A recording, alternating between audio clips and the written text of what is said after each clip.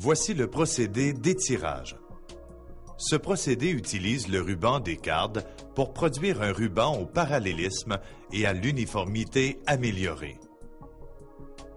Généralement, plusieurs rubans sont introduits dans la machine pour sortir en un seul ruban. Le ruban peut être envoyé au banc brochage ou être acheminé au filage à fibres libérées ou au filage à jet d'air. Ce que vous avez à faire. Avant de débuter le processus d'étirage, vous devez prendre connaissance de la feuille de production pour vous assurer d'alimenter les étireurs avec les bons pots de ruban. Bien souvent, les pots de ruban sont codifiés avec des élastiques de couleur. Ensuite, vous vous procurez les pots de ruban et un à un, vous les placez derrière les étireurs et enfilez le ruban dans leur atelier, puis dans la cage d'étirage. Vous devez maintenant enfiler les rubans dans leur atelier de l'étireur et démarrer le processus de production.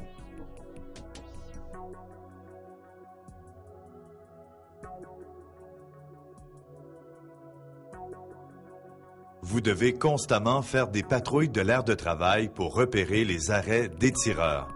Une fois repérés, vous corrigez la situation pour repartir la production le plus rapidement possible. La première étape lors d'un arrêt d'étireur est d'ouvrir le couvert et d'enlever la pression sur les rouleaux. À l'écran, on peut voir que l'arrêt de l'étireur a été provoqué par un enroulement des fibres sur le rouleau de métal. L'enroulement, dans ce cas-ci, est survenu à cause de la saleté accumulée sur le rouleau de caoutchouc. Pour corriger la situation, il suffit de nettoyer le rouleau de caoutchouc, de couper les fibres sur le rouleau de métal à l'aide de votre couteau, d'enlever le plus de fibres possible,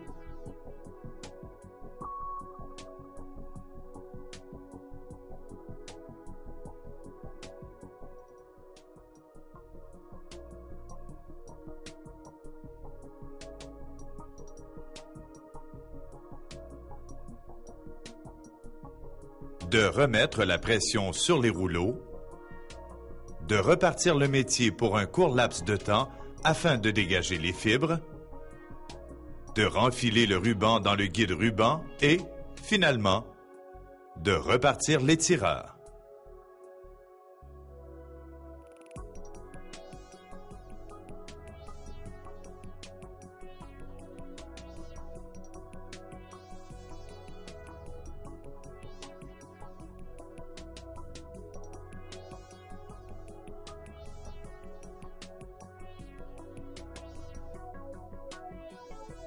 L'étireur s'arrêtera également si un ruban se brise au niveau du râtelier.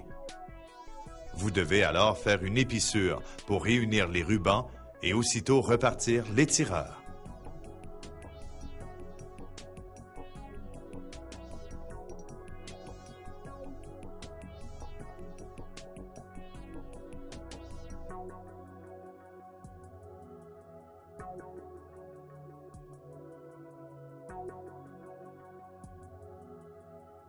Pour éviter d'avoir à renfiler tous les rubans dans le râtelier de l'étireur lorsque les pots de ruban sont presque vides, vous devez faire des patrouilles de l'aire de travail régulièrement et arrêter la production au bon moment. Vous devez alors remplacer les pots de ruban vides par des pleins, faire des épissures pour réunir les rubans et repartir la production.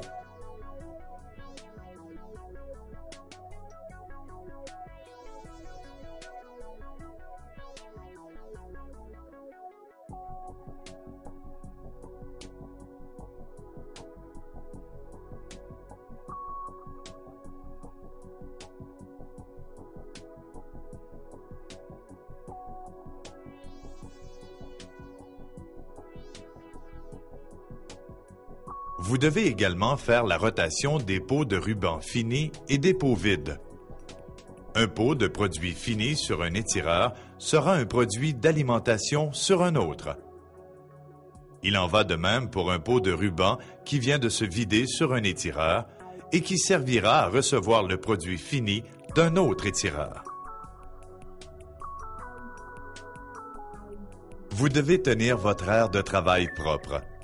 Le nettoyage de l'aire de travail est très important pour éviter toute contamination entre les différents produits, pour éviter de glisser sur une accumulation de fibres et finalement pour récupérer les fibres qui sont encore bonnes.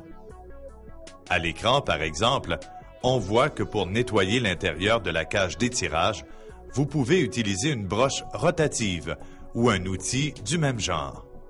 Pour bien nettoyer, il est nécessaire d'enlever tous les rouleaux afin de retirer les fibres accumulées. Une fois le nettoyage terminé, vous devez repartir la production.